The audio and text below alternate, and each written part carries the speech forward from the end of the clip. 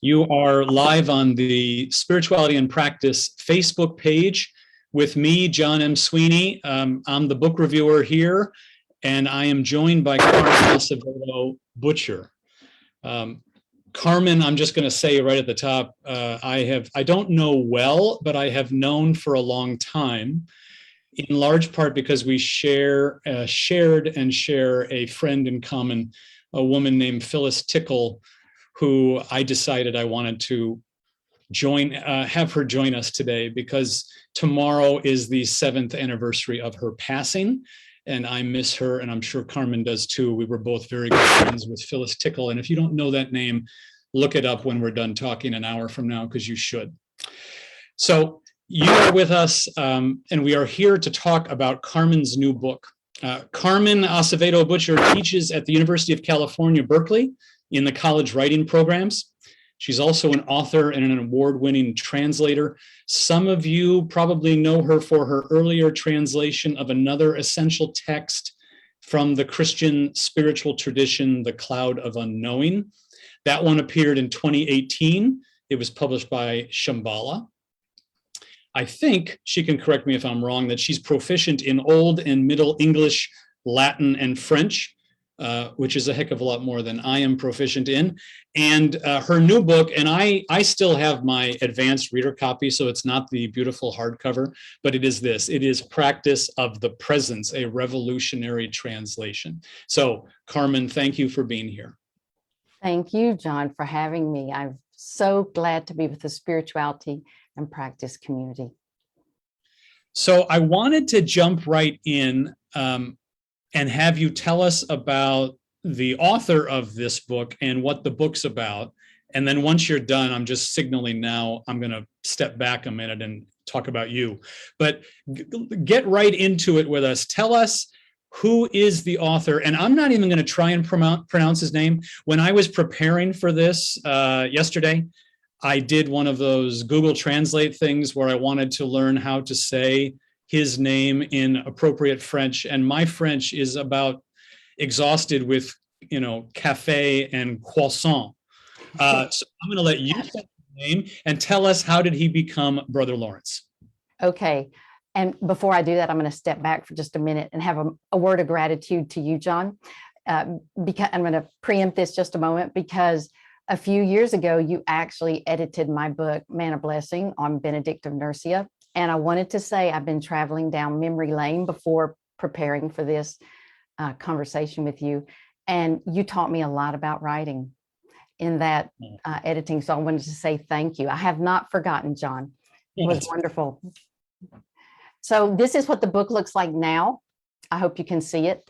And Brother Lawrence, it's really interesting that his message has come down through the centuries, 300 or so years, pretty much essentially the same mystical message of returning to love. And Brother Lawrence really is someone we can all relate to. I really relate to him because he was born in 1614 into a non-privileged home. He was part of the 98% in the French society known as the Third Estate now. And so the other people, had education, they had money, they had food. When there were shortages and famines, they were untouched. But Brother Lawrence was part of society that was actually having a much, much harder time. And so he decided to join the military, and that was the 30 Years' War. And that was a particularly, no war is without death and cruelty. And the 30 Years' War, historians talk about as being like one of the first modern, very heinous wars, with armies going through Central Europe and citizens experienced, rather like in Ukraine today, very great horrors. And Brother Lawrence was about 19 or so, and he was in that war. Now, we don't have, I looked under every, in every library I could, but we don't really know that much about his experiences in the war, except what he shares and what his friend Joseph of Beaufort shares. So, and I will say he was born Nicholas Herman, or as he would have been known, Nicolas Herman, which is kind of confusing because it means his last name kind of sounds like Herman, like a first name, but he was known to me as Nick, so Nicola, and before he became Brother Lawrence. But we read that he says that when he looked back on his years in the military, he looked back on them with horror. So we don't know what he experienced, what he did, what he may have seen. We do know he was a prisoner of war for a time. He was accused of being a spy, and he was injured so severely in a battle around age 20 that he left, went to his parents' house. Somehow he got there limping because it was a very grievous wound to his leg, and he would limp the rest of his life. He lived a pretty long life until 1691. So he died around age 77. So that means he limped for over or about 50 years.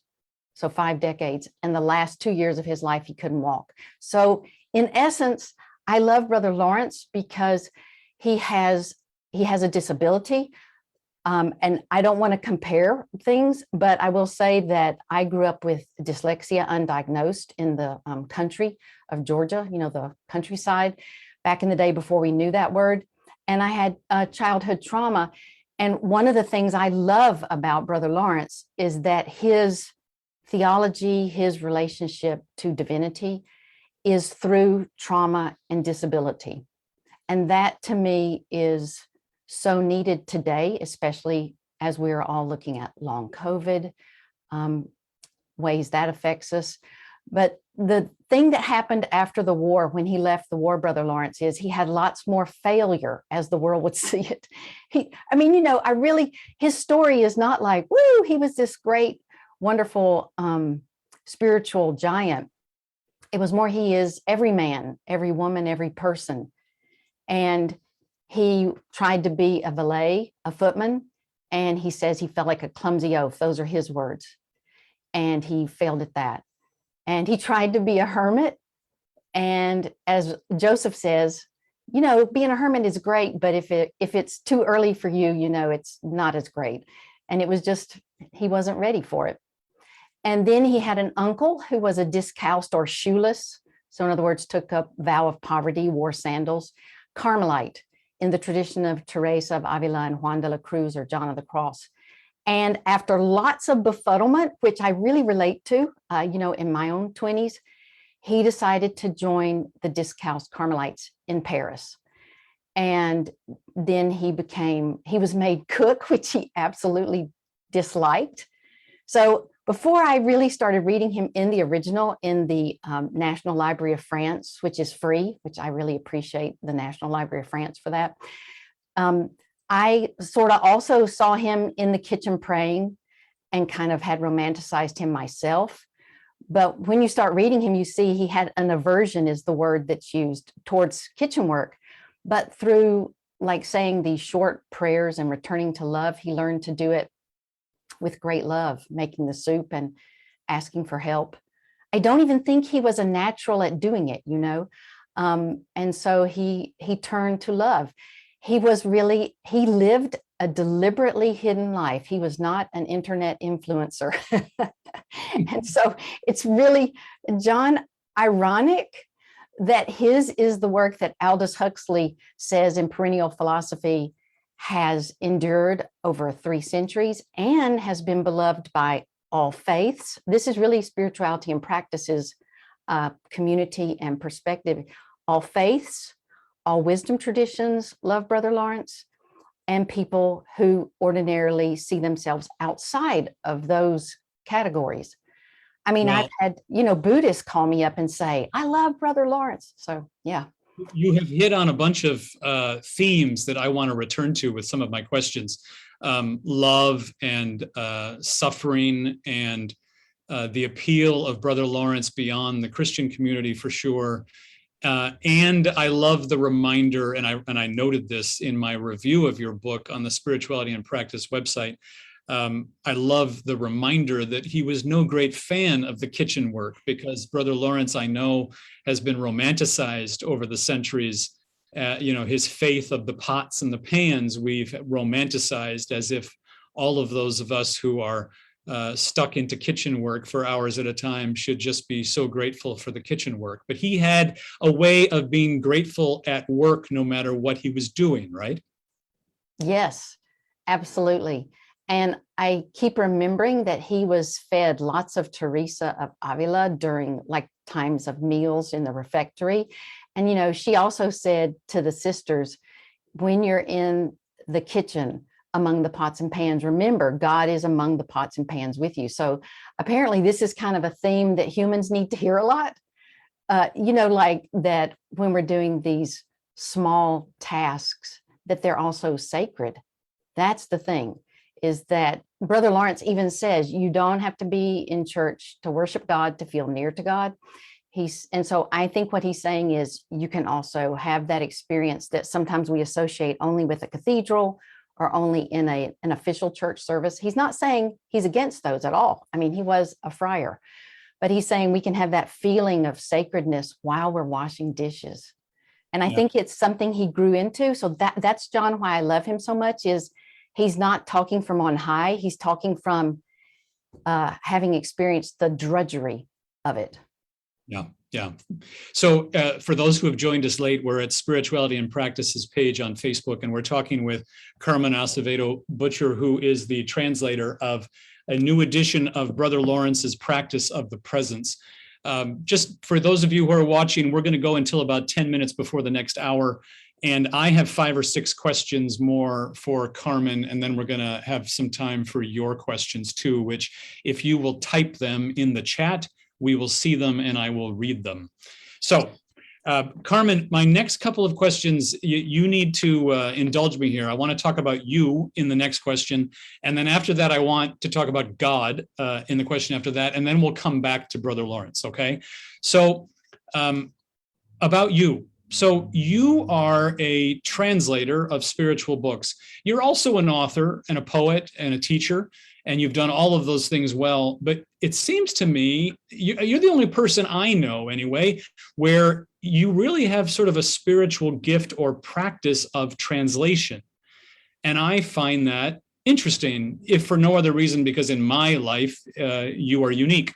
So can you just reflect on that? What is it about translation as a work that maybe is also spiritual practice for you? John, that is such a good question. So Jhumpa Lahiri says that translating is a very intimate form of reading. And I would echo that and say, for me, translating is the most intimate form of reading. I mean, you know, you have dictionaries open, you go for walks when you hit a knot in the writing that you're like, this could be this and this and this and this and this. And it also reminds me of Lectio Divina, or sacred reading. So I did a lot of that growing up, and, you know, which was kind of like, my mother would always have us memorize certain Bible verses. Like, I can do all things through Christ who strengthens me. And somehow I think part of it is just me. Also, part of it is the fact that with dyslexia and just, I had a love of words, but I had some difficulties with words. And so it created in me a very deep appreciation for words. In other words, my entire childhood was spent trying to become friends with words because I loved them so much, but I struggled with them being still on the page. And so through that, I fell in love with etymologies. So, like, you know, when you find out that enthusiasm literally means God within, and when you find out that the word Lord comes from the Old English word for the keeper of the loaf of bread, or halaf. I don't know about you, but that just, I mean, that and dark chocolate, if I just have those two things in one day, I'm absolutely over the moon, you know? Yeah. And so one of the things I've needed in my life is healing for trauma and different, you know, experiences we have as humans. And really for me, first with Alfred of Inisham, who I translated from the Old English, the Benedictine monk, but starting with the cloud, especially for me, translating was doing shadow work. Because the cloud of unknowing in the Middle English, if you read it in the Middle English, it's mimetic the style of contemplation. So you cannot read it, in my experience, without contemplating. And to translate it even more so. And Ira Progoff, points this out in many ways, the great depth psychologist who studied with Jung, that the cloud of unknowing really shows us how psychology is on one side and spirituality on the other side of this certain coin. And the cloud of unknowing translated me and helped me so much with shadow work. And I also went to counseling, and that was very scary and hard work, and also helpful. And then with Brother Lawrence, he's so calm. I mean, I started this during the beginning of the pandemic, and there was so much death. My students, you mentioned my students, I'm teaching. My students' parents, 2 of my students' parents had died as essential workers, and I was teaching full time. My best friend's father died. There was just so much death around the globe. And there was Brother Lawrence. Every morning I would get up at 4 or 4:30, and there he was, calm and joyful, even in pain. And, even with the experiences he had that he needed for healing.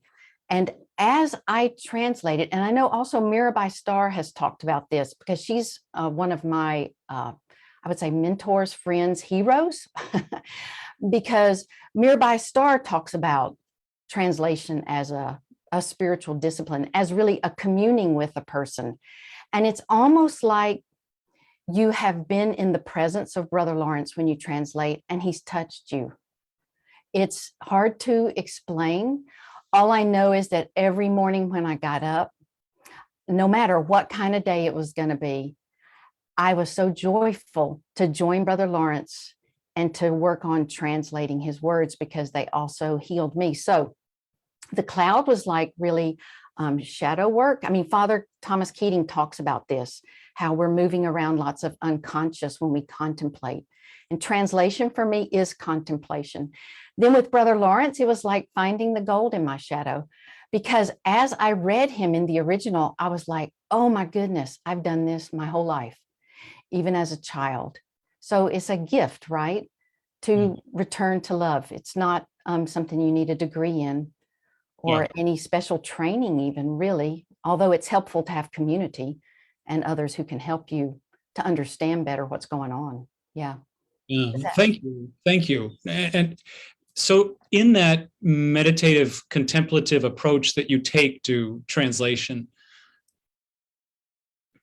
talk for a few minutes about what Brother Lawrence means when he refers to the presence. Because this is another thing that I really appreciate about your translation, especially as compared to other translations that we've had for decades, is that you emphasize that the presence is the way that Brother Lawrence related to the divine. And I think it's particularly important right now, as many of us are sensitive to gendering of God. Many of us are sensitive to terms like king or sovereign for God, despite all of our enthusiasm for what's going on in England, which is a little strange in light of what I just said. But nevertheless, a lot of us have trouble with some of those terms that we use for God, those words that we use for God. And then just the term God itself is troublesome for some. But the presence. So what does your understanding of Brother Lawrence that you've just described, you've gone through, what does it tell you that the presence means? That, John, that is such a good question, because I feel all those things. And as I was translating, I felt all those things, because you're right. Brother Lawrence does see the divinity as the presence. So I spent days meditating on the word presence, weeks, months, years, really. Because if you look up the etymology, it literally means right here. So in other words, the divinity who is immanent.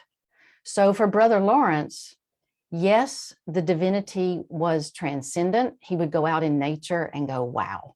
We have writings that say he loved nature. He saw the Creator's kindness and care for us in the beauty and the awesomeness of nature. So the transcendence. And he's all about this immanence of the divinity in us every moment. And in, as your friend Meister Eckhart would say, in us, the sacred in us, the imago Dei, the image of God in us, the sacredness we have. So I believe Brother Lawrence taught this and lived out this returning to love, this practice of the presence as love, as returning to love. So he understood the presence as love. He also understood it as Trinitarian. So, I had many friends read the book in its stages before it was ready to be published. One of my dear friends has a PhD in Persian mystical literature. So she's an expert on Rumi. And of course, the Trinitarian is a very Christian concept. And my friend would tell me, I absolutely love his presence. So his presence is transcending lots of different ways that we look at the divinity, but he's also doing it, this presence, he's understanding it and living it out from a Trinitarian perspective. So he sees God as parent, God as son, and God as the Holy Spirit.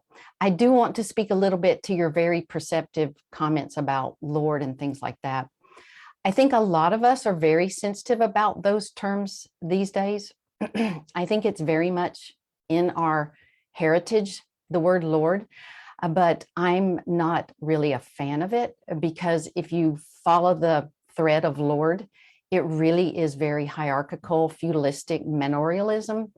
And I really think we're in a flex point, or a nexus, a point in our world and our time where we really need more coming alongside and more seeing each other as friends. And so that's the other aspect of Brother Lawrence, is that he sees divinity, this presence, as friend.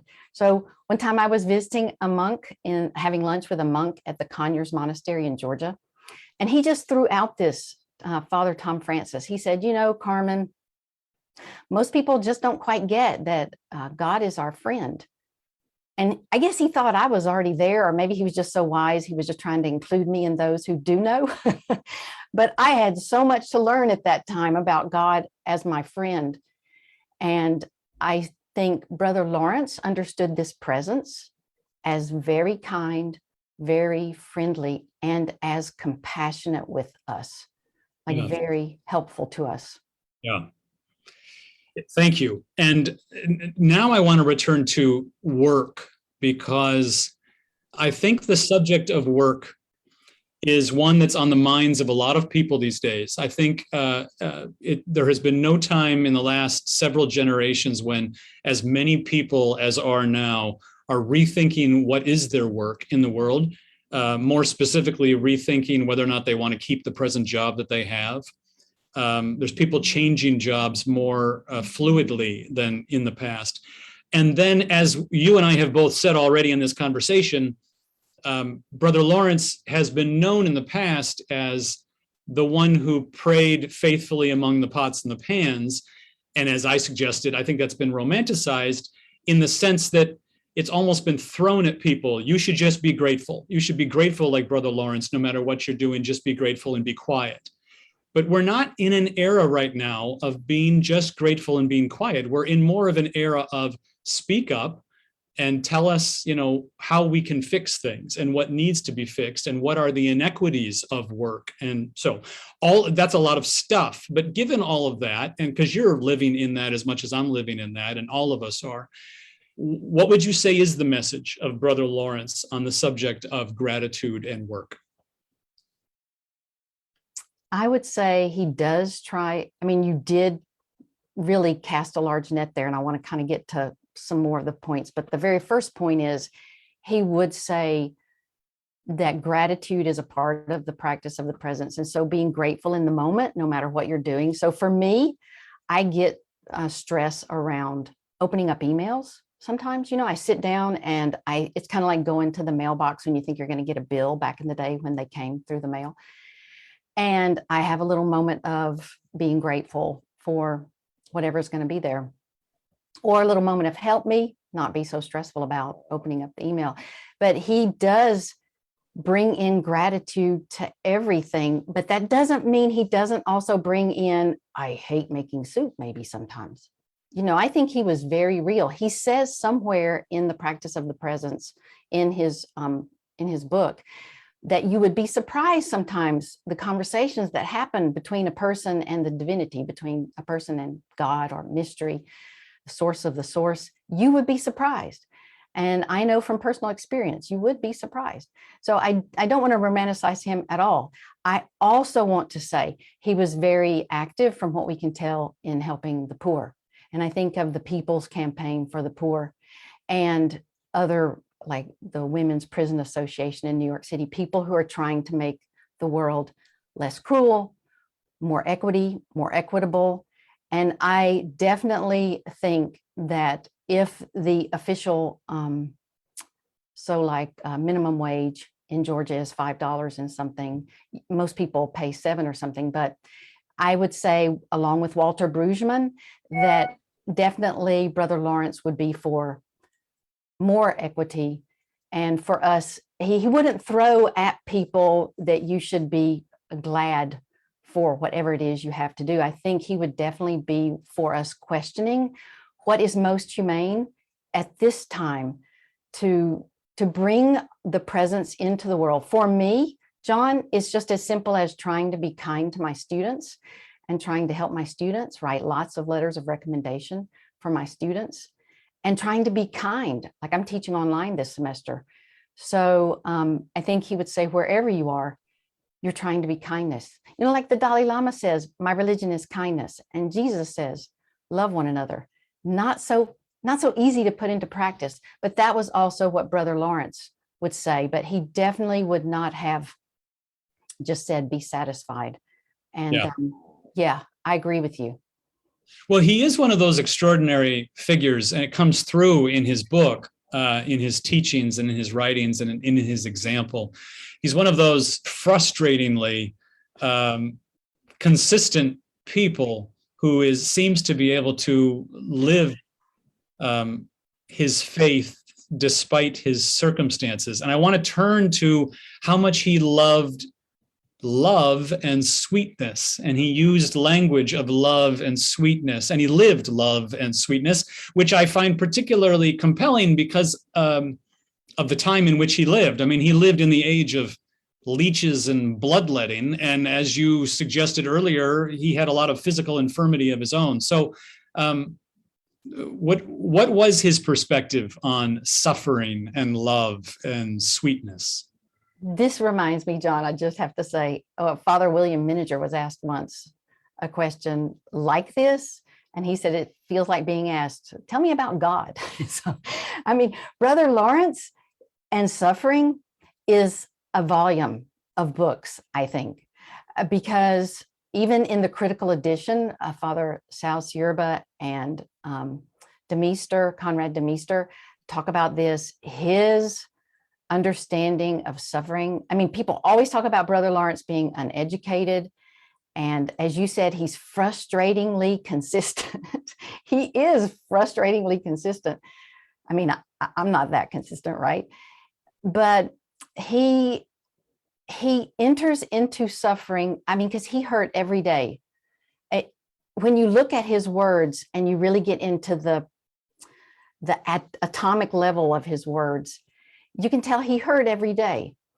So whatever he says about suffering, I think he learned empathy. He used his suffering the way Father Richard Rohr talks about it. He used his suffering as a way to walk the path of love. Now, how does that work? Paula Darcy says, God comes to us disguised as our life. So the really hard stuff and the grief. Brother Lawrence had unfathomable, I'm convinced, grief and experiences that he felt horrified by. I think he even had experiences, and this is just me guessing from having looked at his words up close, so no proof exactly. But I think he had real experiences he regretted. I don't know what they could be. I wouldn't suggest guessing. But I do know that he turned to love in these, and that for 10 years, he had a dark night of the soul in his 20s to his 30s. And he practiced the presence prayer, returning to love, with no visible results. I love that story. So he practiced the presence for his first 10 years of being in the monastery with no visible results. And at one point he said to love, so I give up, pretty much, I give up. And this is kind of what the cloud of unknowing says too, he says, I give up and whatever you want, really. And then I do also think that his pain worsened as he got older. So it wasn't like he hit this plateau of peace. And then he had these little simple years, like his golden years, because he was in the kitchen for some 40 or so years. And then he was the sandal maker. So he was disabled and in the kitchen for a very long time. And so I really think when we think about those kinds of things, when we read what he says about suffering, he says we have to accept. It's very also, my friend Lama Yeshe Rose was talking with me about this the other day, dukkha in the Buddhist way of putting it. He isn't talking about suffering as just pain, but suffering as the human condition of being alive and having suffering. The way Sharon Salzberg says, some things just hurt. So what Brother Lawrence says he did, and he reminds all of his epistolary friends, the nuns and the lay women, and a spiritual director, he says, we have to turn to love, to God, in both sweetness and in suffering. And that's where I think his practice is, why it is frustratingly consistent to those of us still on the path, is because he did that with consistency. In the difficult times, he turned to love. In his pain, he turned to love. And one of the brothers at his death, every time I see the brothers around his deathbed, I kind of think of Job's friends around him, because the brothers keep on peppering him with questions and he's in pain and dying, but never mind.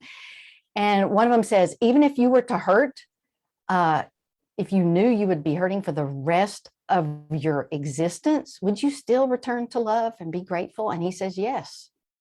He's not saying that in a Pollyanna way. He's saying it from a way of experience. Yeah. So I can't explain, John, his theology. I think I would rather have to try it. Do you know what I'm saying? Because yeah, no, I explained it well, though. It's very helpful. And I want to turn also to the pronouns for God that Brother Lawrence uses. Now, I know your translation has Brother Lawrence referring to God in the plural pronouns, they, themselves, their. Now, this is another way in which your translation is, as your subtitle says, revolutionary. I mean, it couldn't be more appropriate for where we are today in our conversations about gender, for instance. But I know who you are and who you are as a translator. I know this comes directly from the text. You're not making this up in order to make your translation hipper than the others. But explain to us, how is it that Brother Lawrence refers to God in these plural pronouns? Well, I'm glad you brought that up, because I was thinking about this morning. So Brother Lawrence has this mystical perspective that is beyond binary. He really doesn't see the world as sinner, saint, love, hate. He has a much more complex sort of, it's not good, evil.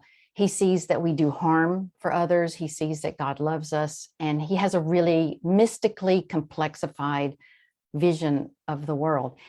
He also is all about love, so much so that I do call him the Friar of Amour. He reminds me of Julian of Norwich. He uses the word amour or some form of amour a lot, even more in my reckoning than Julian of Norwich.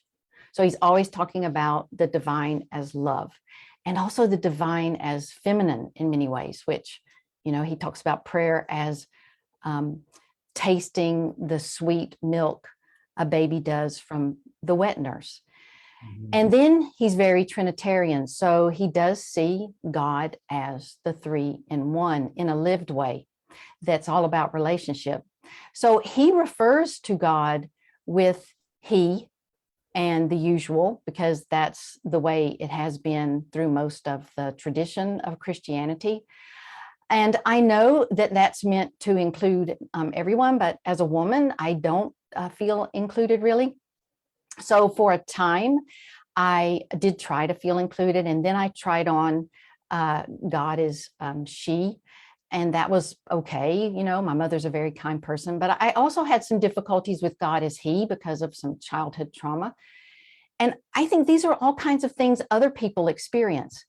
And then I have a lot of students, people I love, who identify with the pronoun they, themselves, theirs. And so I started thinking about all of these things. And when I started translating, I was like, you know, there's no way I can do this. I'm just going to have to use he. I even tried to use no pronouns. I didn't think of using they. I didn't think of it. So one morning I was talking with Lil Copan, and I said, I didn't tell her I was translating it until I had. And I said, I've translated it, Lil, and I'd like to, you know, see if we can publish it. I said, the only thing I'm disappointed about is that I couldn't do anything with the pronouns. So I've just had to use the he pronoun. And I was just thinking about all my students, because Jon, I actually translated also for my students. They're all about an inclusive world and love, and they have nonprofits and they want the world to be a kinder place. And I was thinking, how would my students feel? Would they feel left out? I think they would, a lot of them. And then I got up the next, and Lil didn't say much, because like, what are you going to say, you know? And Lil is your editor. Just Lil Copan is my editor, very good editor. And the next morning I got up and I went to the computer, and there was they.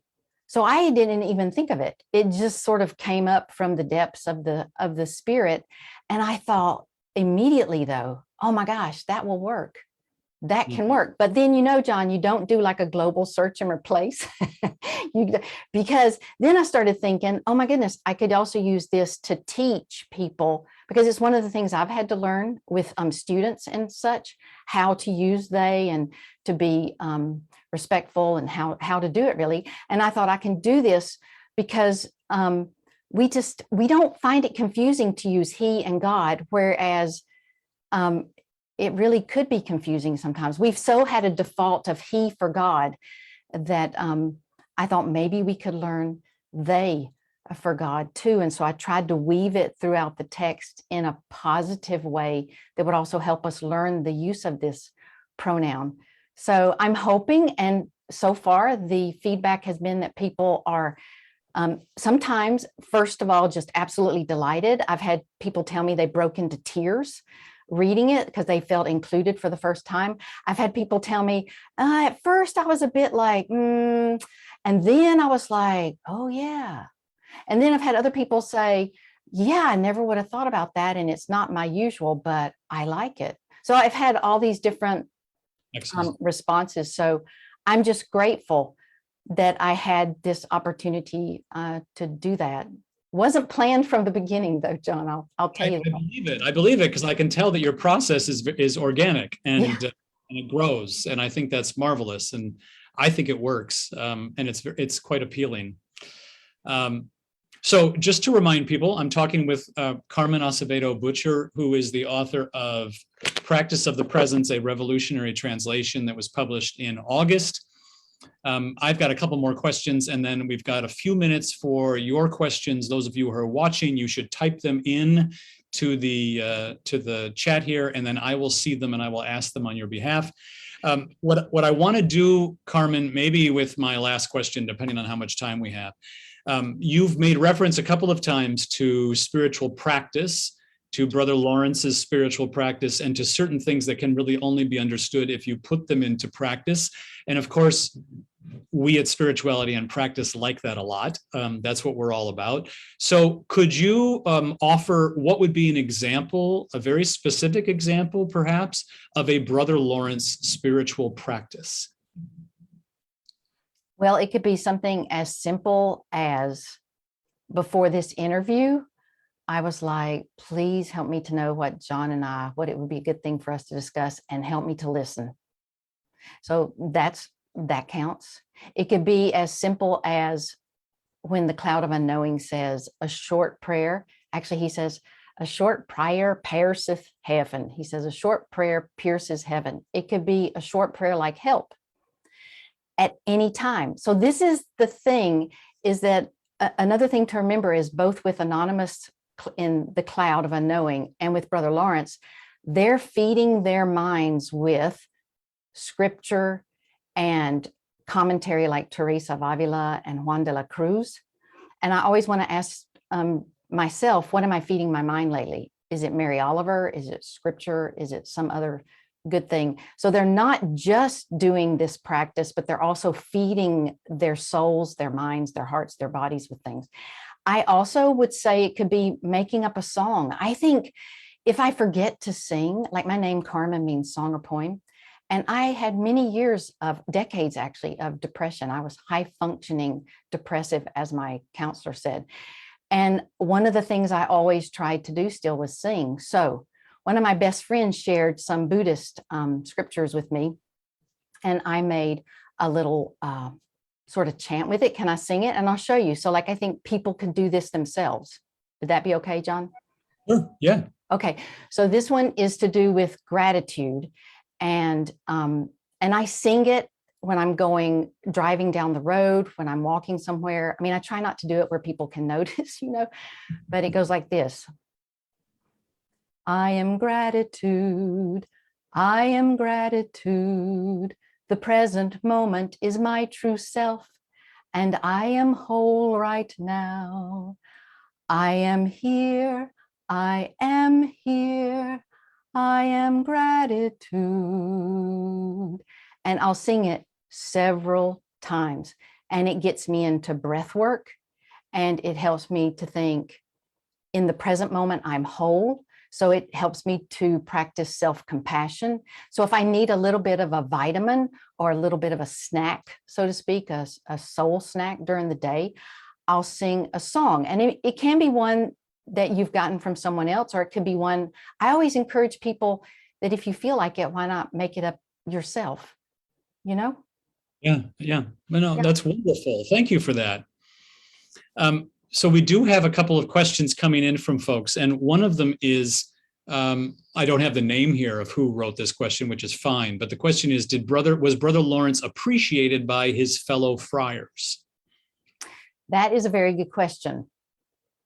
I get the sense from reading all of the material surrounding Brother Lawrence that towards the end of his life, he was very much appreciated.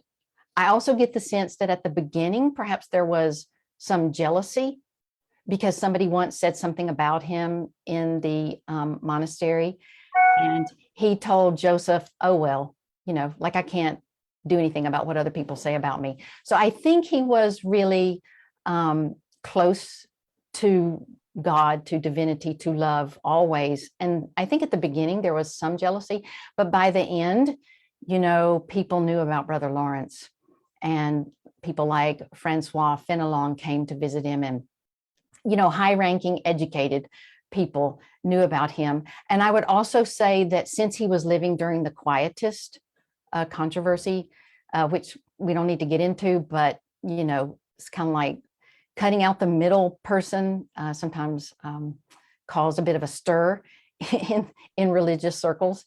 And I would say that he had friends in high places with Joseph of Beaufort and Francois Fenelon who kind of protected Brother Lawrence. But I would definitely say that by the last decades of his life, people knew that this friar was the real deal. It was absolutely evident that that's one thing I love about him, is that I'm always trying to develop my true self so that I can be more love to myself, but also to the world, like be kinder teacher, kinder, spouse, parent, all that. But Brother Lawrence was authentic. He was kindness. I'm convinced of it, and you feel it in his spirit, in his original text. That's, John, what I really love about him. Yeah. Yeah.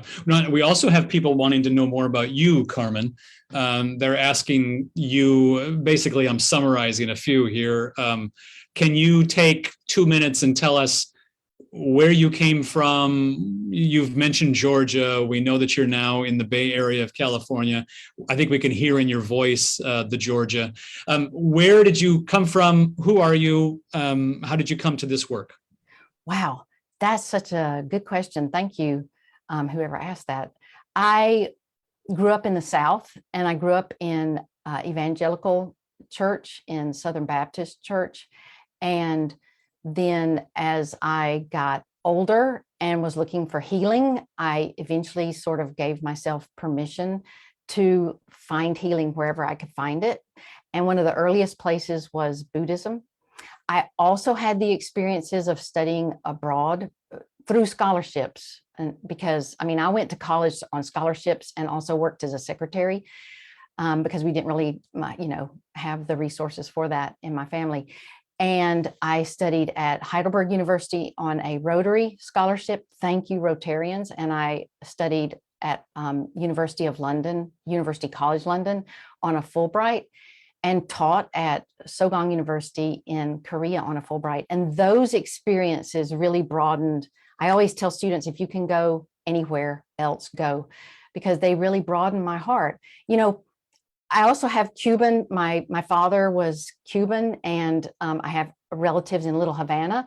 And so I grew up with people speaking another language, drinking, alcohol, because as a Southern Baptist, we had no alcohol. And they ate different food, and it was delicious. And I was fascinated. I never thought, oh, they're weird. I thought, that's wow. So I was really fortunate to grow up with seeing different cultures as being part of life and part of the joy of life. And then after college, I was lucky to go to graduate school and at the University of Georgia, and met some great teachers. I've had really kind teachers. It's why I try to be a kind teacher, because I've had such good, kind teachers like Jon Aljo and many others. And through that, I met these. So I grew up with a lot of hellfire and damnation sermons, and they scared me. And I also grew up with kind of not feeling as valued as a woman in the church. Like I could be in the nursery, keep in the nursery, but I was told growing up that I should really try to be a teacher or something, maybe, that I really don't need to splash out beyond that. And so when I discovered that I could really grow through study, that helped me. And then guess who came crashing into my world? These very odd women. And they were Julianne of Norwich and Hildegard of Bingen and Catherine of Siena. And I didn't even remember their names. All I remember in graduate school was there was some anthology, and there were these women in there talking about God as lover, God as mother, and God as kindness. Like God loves you and divinity accepts you, not when you've changed, which was what I was trying to do, but right now with the way you are. And these women brought me to them. And then I also ran into, during graduate school, this book. I couldn't remember the name of it later, but it was The Cloud of Unknowing. And these pulled me back to them. So I've just been fortunate to find, like, Shambhala was looking for someone to translate The Cloud. Yeah. And I just felt, what can I say? I just really felt pulled to it, is mostly it, like eating or something. Yeah. Wonderful. Well, and in our 2 minutes left, Cynthia asks a great question, because I think it was the best thing you've said in the last 45 minutes, which is, could you please repeat the origin of the word enthusiasm? Oh, yeah. Enthusiasm, the in part means within, and the thus is from theos, for God. So if you go to the Oxford English Dictionary and look it up, you see it literally originally meant the God within. So it was like we have this enthusiasm. It was understood as God showing forth, or divinity showing forth from us. I love that, because in the history of religion, the word enthusiasm has been denigrated by a lot of people who think it's inappropriate or something, but may we all have such enthusiasm. So we've been joined by Carmen Acevedo Butcher, who is the translator, author of Practice of the Presence, a revolutionary translation recently published by Broadleaf Books. Please go out and buy a copy and read it, and let this book help change your life. Join us next month when we will have a conversation with Adam Bucko. I'm looking forward to that about a month from now. But thank you very much, Carmen, for being with us. And thank you for everyone on Facebook for joining us. Thank you, Jon. It was a delight. Thank you. Bye.